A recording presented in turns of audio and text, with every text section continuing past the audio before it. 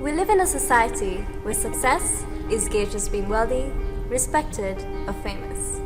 But how do you define success?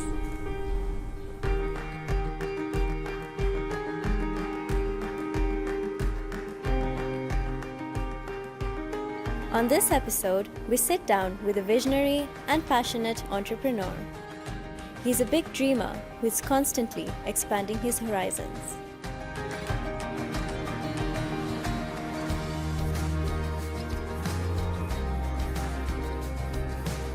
Hi, my name is Virgil, and this is my success story. Starting a business has been one of the most challenging things I've ever had to do in my life. I've always loved to build things, so after working a couple of years in corporate, I decided that now was the time for me to try to build my own business. One time after we're sitting down with our team and we're working on different strategies to grow our business, I thought it would be a brilliant idea, since we were seeing a bit of traction, that we invest into advertising, and not just do it in a small way, but do it in a really big way. We really believe that this was going to take our business to a level that we had not been before. So during the meetings when we're trying to convince our different investors and board of directors, there were people who had different views that it might not work, but I was not willing to entertain any of these views because I believed that this was the way to go. In preparation for this big event, we made sure that we hired more customer care staff to make sure that when people are calling into our lines that we have no issues. The day came, we were all excited. We had waited for this campaign for a really long time, and we knew that it was going to take our business to the next level. When they came back and gave me the results, my heart started to sink. Instead of the thousands of people that we're expecting, we got probably 5 to 10 people visiting our site. We couldn't believe it. We were all shocked and really disappointed. So, getting to the end of the first week, our head of operations came and told me, I don't think this thing is working. We put in all this money and the results keep on seeming to be the same. I don't think this thing is working. And I totally started to panic, because I had promised all our investors that this was going to work. I had promised our team that this was going to work. And one thing that everybody never knew was that I had invested all the money that we had left in the company to make this thing work. Waking up the next morning, I realized that I had a big problem to face. I had to go be straight up with our team, let them know what has happened, let them know that this campaign is not working, it has failed. And one thing about me that I really, really don't like is failure. I like achieving, I like winning, so failure always rubs me the wrong way. So after explaining to them that the campaign had not worked, I failed to tell them that we'd lost all that money. So everyone went home thinking that, yes, the campaign had not worked, but we could probably pivot and do something else.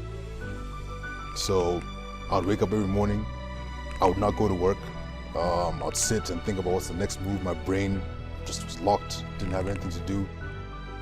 And in those moments, it feels like literally like the world is over.